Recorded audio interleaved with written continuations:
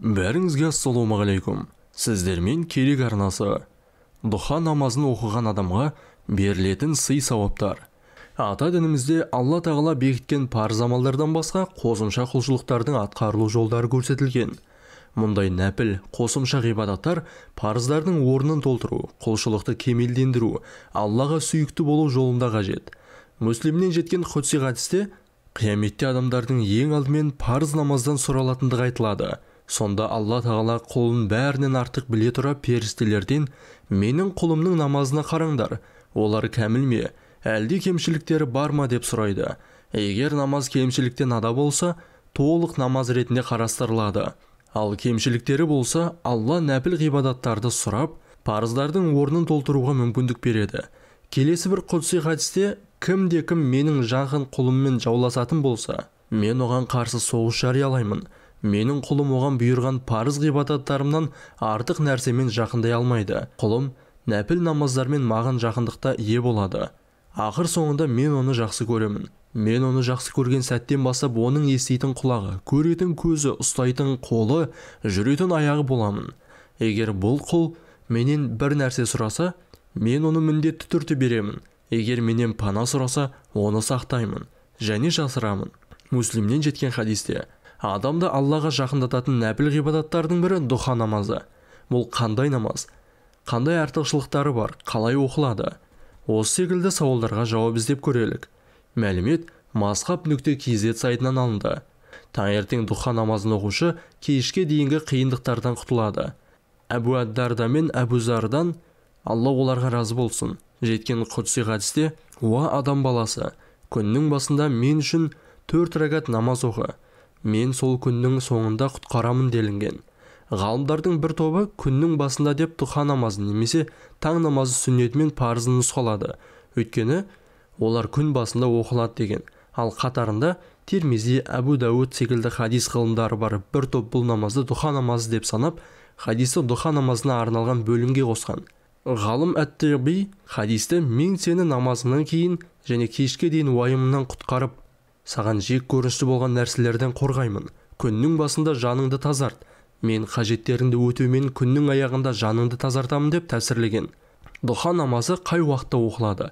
Дұха намазының уақыты күн көтерілгеннен бастап, бесін намазына аз уақыт қалғанда аяқталады. Ғалымдар оны нақтырақ есептеп, күн шыққаннан кейін 15 минуттан кейін басталып, бесін намазына 10 минут қалғанда аяқталады деп белгілеген.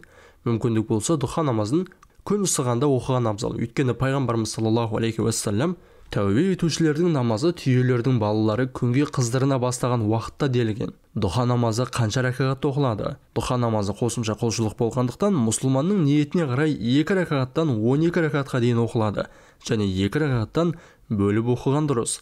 Өйткені Әбу Хурайрадан, Алла оған разы болсын, жеткен хадисте Алла елшісі саллаллаху алейхи уассалам 2 рәкағат дұханы тастамауды өсиет еткен айтылса, Айша анамыздан жеткен хадисте пайғамбарымыз саллаллаху алейхи уассалам күн сайын 4 рәкағат оқығандығы және қалауынша қосқандығы баяндалған.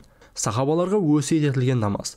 Айша анамыз, оған Алла разы болсын, айтады: Алла елшісі саллаллаху алейхи уассалам 4 рәкағат дұха намазын оқитын және Алла қалағанша қосатын. Ғалымдар бұл намазы Алла елшісі саллаллаху алейхи уассалам оқыған және сахабаларын бағыттаған деген екен. Дұха намазы әр буынның садақасын алмастырады.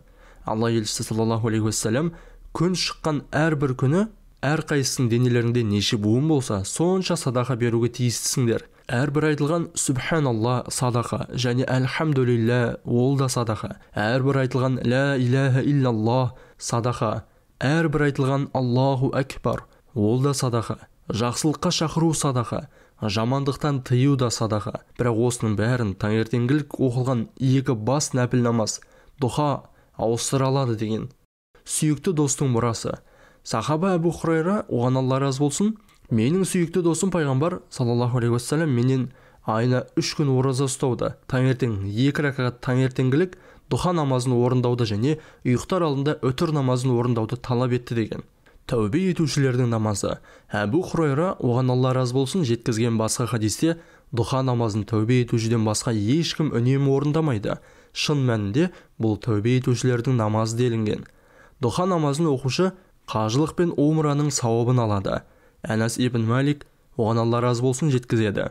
таң намазын жамағатпен оқып, содан кейін орында қалып, күн шыққанша Алланы еске алып, кейін 2 рәкат намаз оқса, оған толық қажылық пен умраның сауабы жазылады. Хадис ғалымдары мұны 2 рәкат дұха намаз деп санаған. Алла тағала құлшылығыңызды қабыл етсін.